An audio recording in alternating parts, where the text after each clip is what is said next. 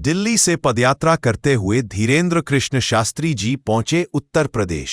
Border Kotwan Kosi कला सब्जी मंडी पर हुआ भव्य स्वागत।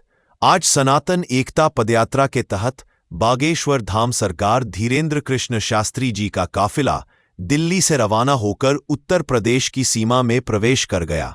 जैसे ही यात्रा कोटवन बॉर्डर कोसी कला सब्जी मंडी क्षेत्र में पहुंची, श्रद्धालुओं में खुशी की लहर दौड़ गई। यूपी में प्रवेश करते ही वातावरण जय श्री राम और बागेश्वर सरकार की जय के नारों से गूंज उठा। 21 तोपों से पुष्प वर्षा की गई। ढोल नगाड़े, शंख घंटियों की गूंज और मित्रों के जयकारों के साथ धीरेन्द्र कृष्ण शास्त्री जी का स्वागत किया गया। श्रद्धालु हाथों में भगवा ध्वज लेकर बड़ी संख्या में उमड़े। महिलाएं, बच्चे, बुजुर्ग सभी ने फूलों की वर्षा कर बागेश्वर सरकार का अभिनंदन किया। कोसी कला से मथुरा की दिशा में बढ़ती पदयात्रा को देखते हुए प्रशासन ने सुरक्षा के विशेष इंतजाम भी किए हैं। धर्म, एकता और सनातन संस्कृति के संदेश के साथ धीरेन्द्र कृष्ण शास्त्री जी की पदयात्रा अब ब्रजभूमि की ओर अग्रसर है।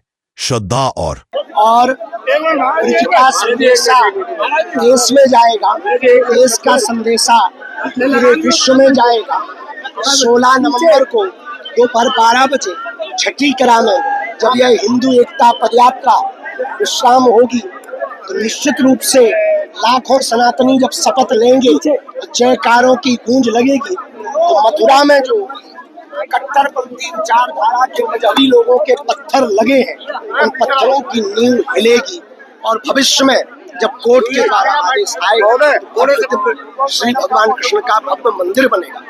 संपूर्ण ब्रजवासियों के चरणों में नाक रगड़ कर दंडवत प्रणाम करके एक प्रार्थना करना चाहेंगे। ब्रज परिसर को, ब्रज क्षेत्र को स्वच्छ रखना है तो ब्रज क्षेत्र को मांस मदिरा मुक्त रखना। दसों साल से संतों में स्वाभाविक बहुत संतों ने प्रयास किए, लेकिन यमुना जी को शुद्ध नहीं कर पाए। गौ माता की रक्षा नहीं हुई। ब्रज में अंडा शराब बिक रही है, क्या कहोगे? इसी उद्देश्यों को लेकर के ये पदयात्रा है। प्रमुख 7 संकल्पों में सामाजिक समरसता, यमुना मैया निर्मल हो, गौ माता राष्ट्र माता हो, ब्रज क्षेत्र मांस मदिरा मुक्त हो, भारत हिंदू राष्ट्र, इन संकल्पों की जन जागृति की है वैचारिक क्रांति की यात्रा है। हम तलवारों की लड़ाई पर भरोसा नहीं करते, विचारों की लड़ाई पर भरोसा करते हैं। हम दंगा फैलाने वाले सनातनी नहीं है, गंगा फैलाने वाले सनातनी हैं। हम लोग बम फोड़ने वाले नहीं, नारियल चढ़ाने वाले सनातनी हैं। अब हिंदुओं को छेड़ेंगे तो छोड़ा नहीं जाएगा। दिल्ली में विस्फोट हो रहे, क्या कहोगे? कहीं ना कहीं उनके मंसूबे विफल हो रहे हैं और वो बौखला गए हैं हिंदुओं की एकता देखकर। अभी तो और ज्यादा तरीके से 3.0 की पदयात्रा निकाली। क्या मानते थे आपकी यात्रा निशाना थी उनका? निश्चित रूप से जहाँ से पदयात्रा निकली फरीदाबाद के वहीं बगल में वो डॉक्टर मुल्ला पाया गया और हम पूरी आतंकवादी विचारधारा की सोच रखने वाले समस्त लोगों से कहेंगे या तो भारत छोड़ दो या ये विचारधारा छोड़ दो, वरना देश की सेना और भारत का हिंदू अब तुम्हें छोड़ेगा। महाराज जी, आपकी यात्रा के तर्ज पे मेवात में भी ऐसा एक कोशिश की गई थी, लेकिन वो विफल रही, क्या कहेंगे इसके बारे में? वहाँ पर मेवात में हिंदुओं की संख्या बहुत कम है। चच्चे के 30 बच्चे हैं, हिंदुओं के एक भी बच्चे नहीं हो रहे हैं। ये सबसे बड़ा दुर्भाग्य है।